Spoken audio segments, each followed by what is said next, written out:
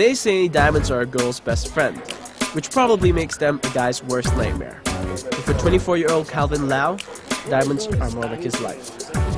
His father, Lau Yin Leong, is a certified gemologist, and immediately after leaving high school, Calvin followed in his footsteps, enrolling into prestigious GIA, the Gemology Institute of America. Gemologists, actually, we identify stones from fake to natural, and it's a very challenging job because most of the time it's very hard to tell between a real one and a fake one. I designed some of it.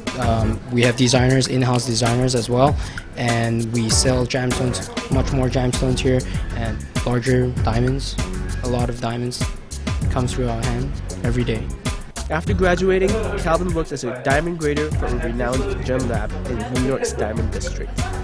He then established his own jewelry shop, Levin, New York, which recently launched a branch here in Wautama. This is the rarest of the rarest. This is 100 carat aquamarine, very nice brilliance, flawless, very nice stuff. So we didn't even want to sell this one, just for display. What a rough value of that? This is going for 400,000. Wow. But Calvin doesn't just sell jewelry. He grades and certifies large diamonds around 30 to 40 carats every day.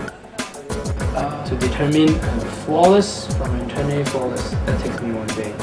So any mistake in that one, the consumer pay the difference in price. No mistake in this. So what kind of difference are we talking about?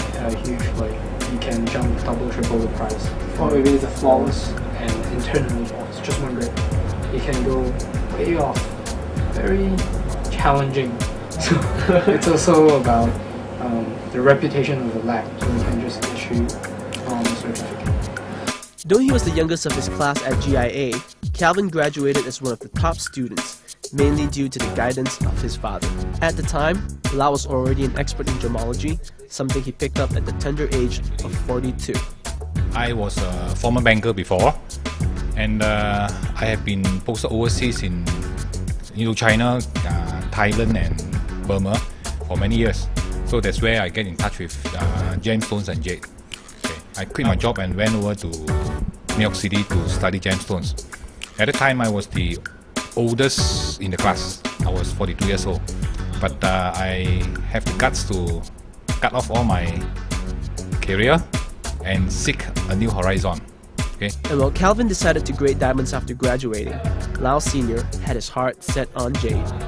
My passion is from jade is because actually my grandfather from Guangzhou was actually a goldsmith and also a jade dealer. It was many years back. There was even before I was born. He was a big dealer there. And when the communists took over in 1949, he lost his whole business.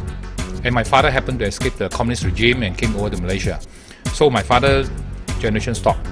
So when I was about 8-9 years old, my mother gave me some jade, and that's where I started a passion for jade. Calvin and his siblings, both of whom were also GIA certified gemologists working in New York, also took after their father's passion in gemstones. Actually, for Calvin, he actually got a lot of training in the sense that, first of all, when he was young, he was trained into sorting stones. Then he got a proper formal training in GIA. At the same time, he left for this Fashion Institute of Technology, which is also the premium design school in New York. Now after that, he went on to work as a diamond grader. Their upbringing and training has certainly helped, as their expertise has brought in good business. But this father and son team aren't just your average gemstone dealers. Not only have they been trained at GIA, but they also have on-site experience at the gemstone mines of Burma. He is the Indiana Jones of the Asian version of Indiana Jones. He loves to adventure to all these mines. Just drag. When we were at the ruby mines, I remember one of the worst movement was we were in Mogok ruby mines. Okay, the mines actually was an underground mine. We descended right up to about 700 feet downwards. So they got a lot of lateral ladders to go down. They don't have this lift and all this. So I was above the ground. And the Burmese, because I know them very well, they let him climb down the ladders, Midway down about 300 feet, because all these mines are all run by handstand. They dynamite the stones out, So midway down, when they dynamite, they happen to also break one of the electrical wires. Then the whole mine electricity was shut down. So he was actually hanging onto the suspension ladder for about 15 minutes. And I was up there, I prayed, it's the first time I prayed so hard. Just don't let anything happen to him. 15 minutes suspended, if he let go, it will be free fall, 700 feet. Having seen himself go from working as a banker to owning an international gemstone business, Lau has these words of advice to everyone out there looking for a change in their lives. My message is, you must be very bold. Take a step forward and cut your bridge. Looking at all the amazing gemstones that Lau's own, I'm tempted to cut my own bridges. So, for possibly the last time, this is Ian Yee, The Star, Malaysia.